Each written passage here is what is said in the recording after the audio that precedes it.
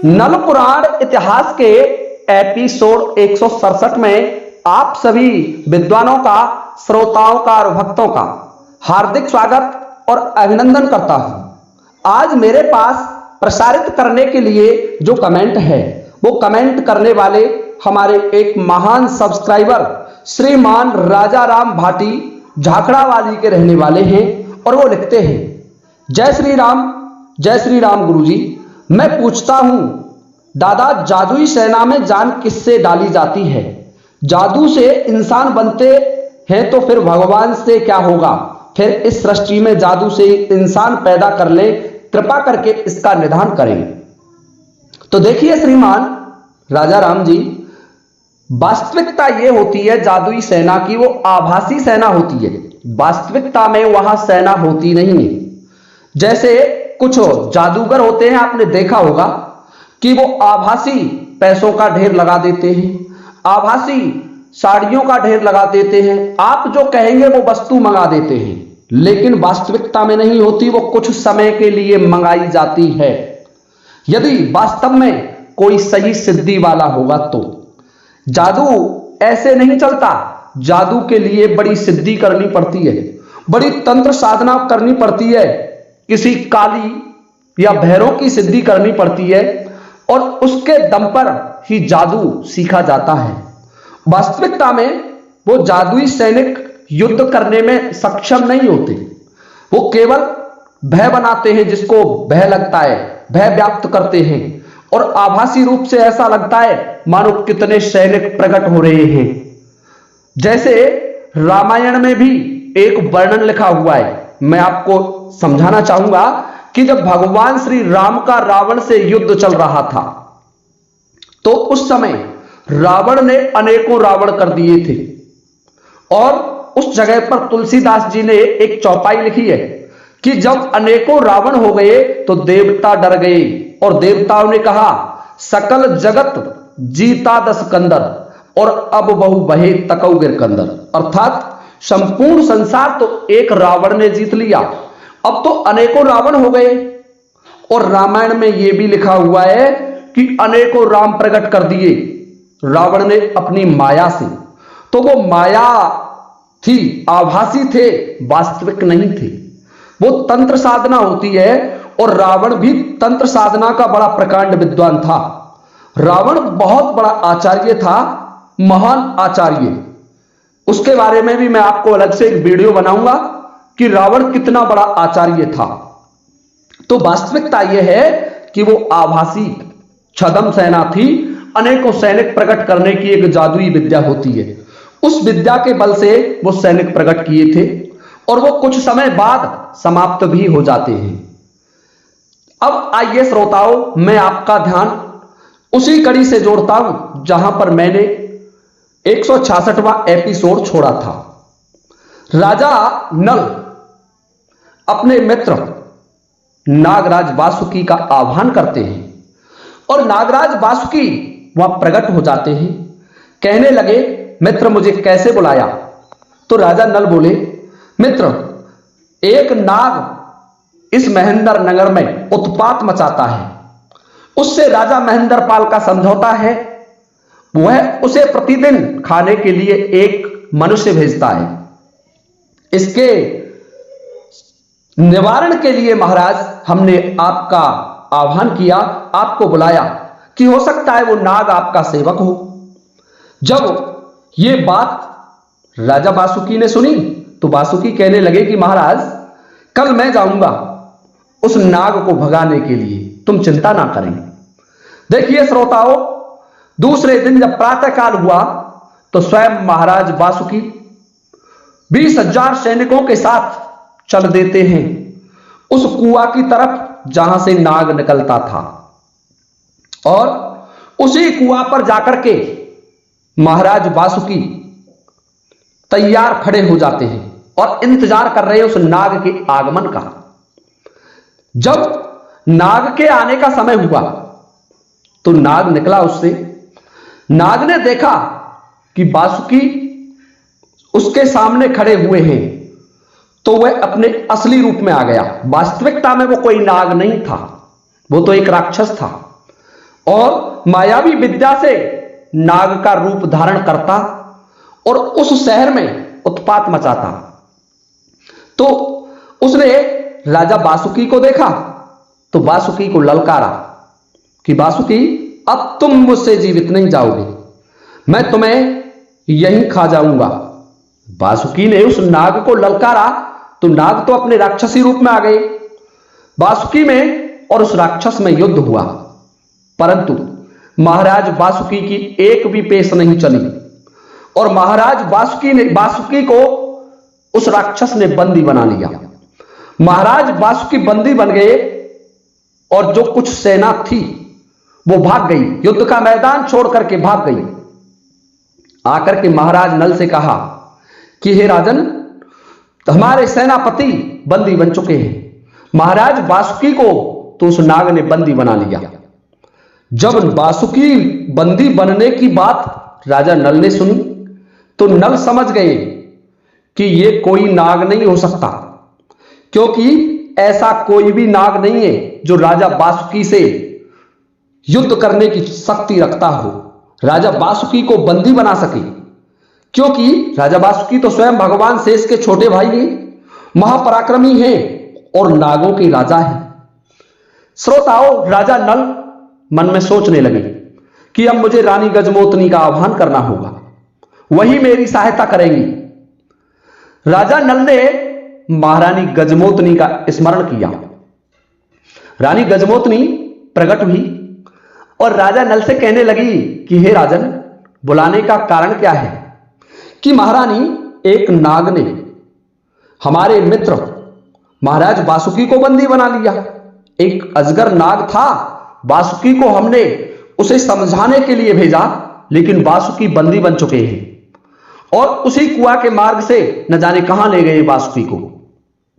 रानी गजमोतनी कहने लगी कि देखिए महाराज, वास्तविकता में वो नाग नहीं है, वो तो पाताल लोक के असुरों का राजा है, राक्षसों का राजा है और उस कुआं का मार्ग पाताल लोक तक जाता है और उस नाग ने महाराज वासुकी को बंदी बना करके पाताल लोक में डाल रखा है।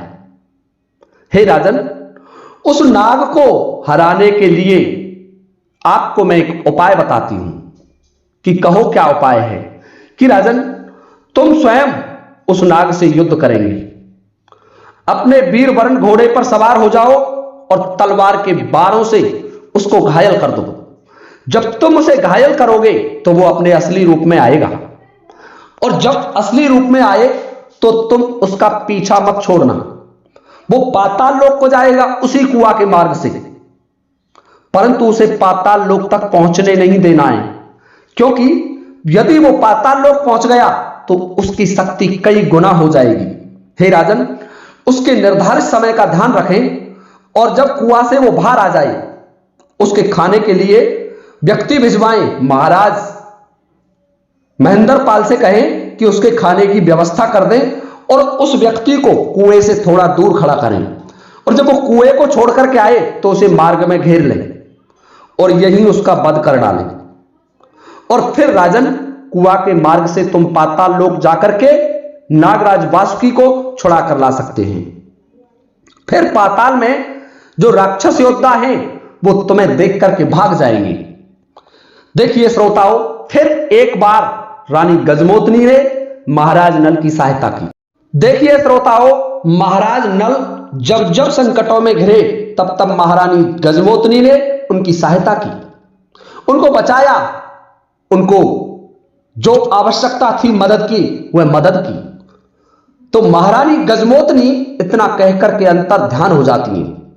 दूसरे दिन महाराज नल ने महाराज महेंद्र पाल को बुलाया और राजा से कहा कि राजन, एक मनुष्य की व्यवस्था करके उस कुएं से कुछ दूरी पर खड़ा करो और मैं वहीं खड़ा रहूंगा एक वृक्ष की ओट में, और जब वो नाग उस कुएं को छोड़ करके बाहर निकलेगा तब मैं उससे युद्ध करूंगा।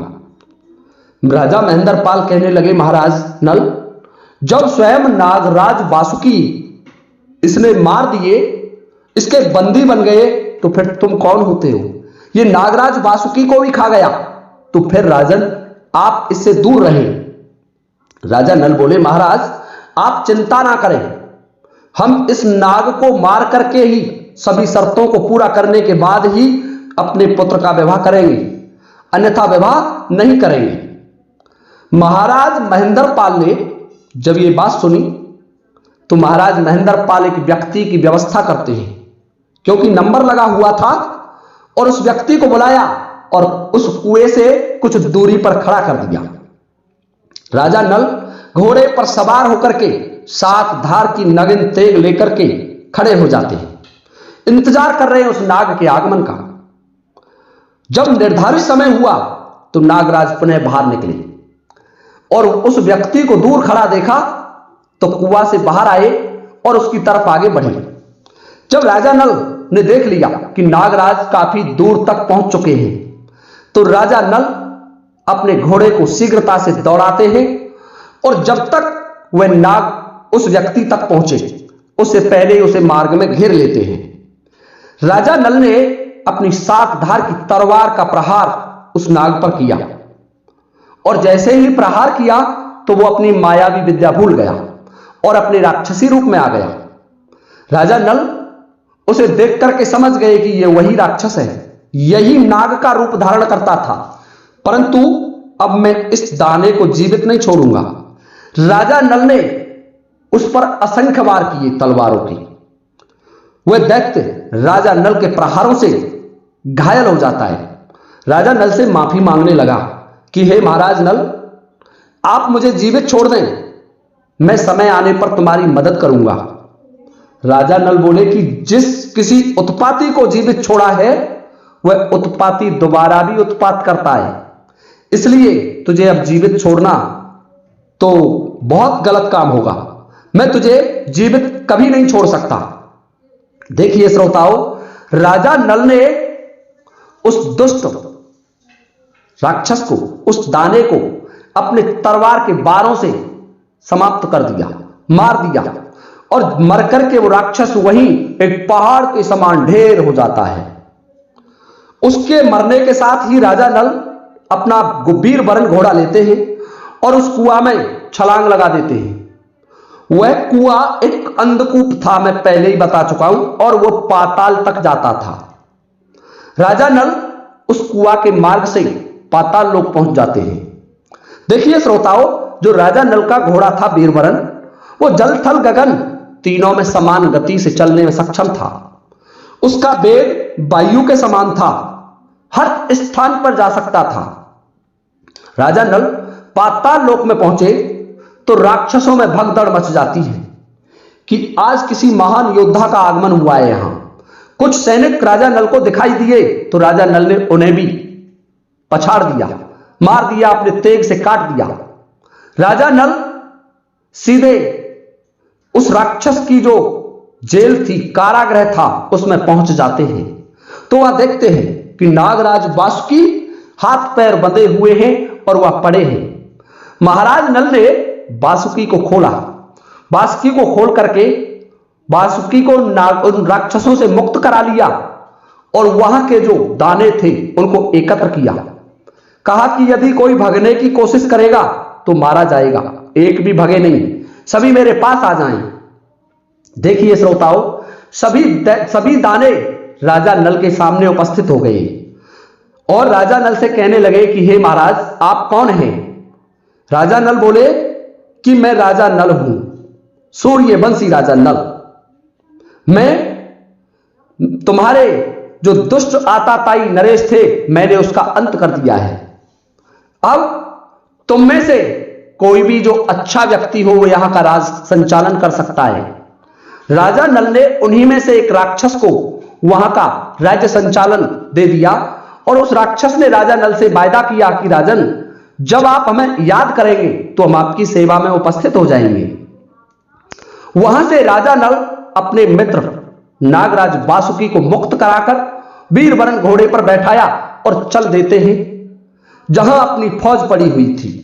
उसी अंधकूप के मार्ग से राजा नल ऊपर आ जाते हैं। राजा नल ने राजा महेंद्रपाल को बुलवाया कि हे राजन, जो तुम्हारा नाग था वो ये मरा है, मैंने मार दिया है। यह वास्तव में नाग नहीं था, यह तो पाताल लोक का एक राक्षस था। इसने तुम्हारे संपूर्ण नगर में उत्पात मचा रखा था। संपूर्ण नगर इसके क्रोध की भेंट चढ़ जाता था। हे राजन, अब तुम इससे मुक्त हो गए। राजा महेंद्रपाल बड़ा प्रसन्न होता है, सोचने लगा कि वास्तव में नल एक महान पराक्रमी है। नल वास्तव में 4 कला से अवतार है। नल बड़े दानी, धर्मात्मा और परम वीर योद्धा है। राजा महेंद्रपाल नल को धन्यवाद देते हैं इसके लिए और कहने लगे कि महाराज, आपने हमें एक बहुत बड़े संकट से मुक्त कर दिया। श्रोताओं, राजा नल अपने शिविर में लौट आते हैं और यहां से आगे का वर्णन मैं आपको अगले वीडियो में लेकर के उपस्थित हो जाऊंगा। तब तक के लिए आप सभी से चाहता हूं अनुमति इस वीडियो को विराम देने की। इसी के साथ जय हिंद, जय भारत।